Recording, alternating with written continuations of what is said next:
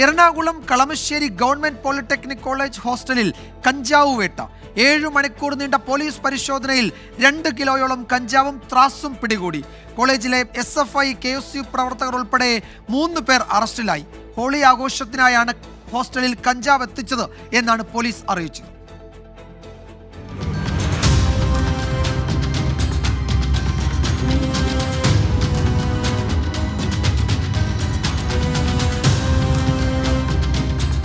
രഹസ്യാന്വേഷണ വിഭാഗം നൽകിയ വിവരത്തിന്റെ അടിസ്ഥാനത്തിലായിരുന്നു കളമശ്ശേരി പോളിടെക്നിക് കോളേജിന്റെ ഹോസ്റ്റലിൽ പോലീസ് പരിശോധന നടത്തിയത്.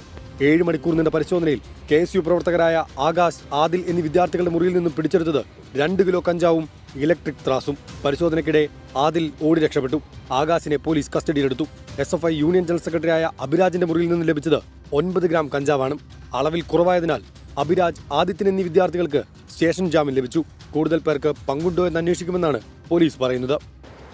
ക്യാമ്പസിനകത്തും പുറത്തുനിന്നുള്ളവരുടെയും എല്ലാ സാന്നിധ്യം ഉണ്ട് എന്നുള്ള വിവരം നമുക്ക് കിട്ടിയിട്ടുണ്ട്. നമുക്ക് ഈ വിശദമായ ഒരു അന്വേഷണം നടത്തിയാലാണ് മറ്റുള്ളവരുടെ പങ്ക്, അല്ലെങ്കിൽ നമ്മളിപ്പോൾ ജാമ്യം കൊടുത്തു വിട്ടവർക്കോ മറ്റുള്ളവർക്കോ ഈ പ്രധാനപ്പെട്ട കേസിൽ ഏതെങ്കിലും തരത്തിലുള്ള പങ്കുണ്ടെങ്കിൽ അവരെ കൂടി നമ്മൾ ആ കേസിലേക്ക് ഉൾപ്പെടുത്തും. ഹോളി ആഘോഷത്തിനു വേണ്ടി വിദ്യാർത്ഥികൾക്കിടയിൽ വിതരണം ചെയ്യാൻ കഞ്ചാവ് എത്തിച്ചതായാണ് വിലയിരുത്തൽ. പിടിയിലായ വിദ്യാർത്ഥികൾക്കെതിരെ കോളേജ് നടപടി സ്വീകരിക്കും. പിടിച്ച വിദ്യാർത്ഥികളെ സ്വാഭാവികമായിട്ടും അക്കാഡമിക് കൗൺസിൽ വഴി നമ്മളെ അവരെ പഠനത്തിന് തൽക്കാലം ഇപ്പോൾ ഫൈനൽ ഇയർ കുട്ടികളാണ്.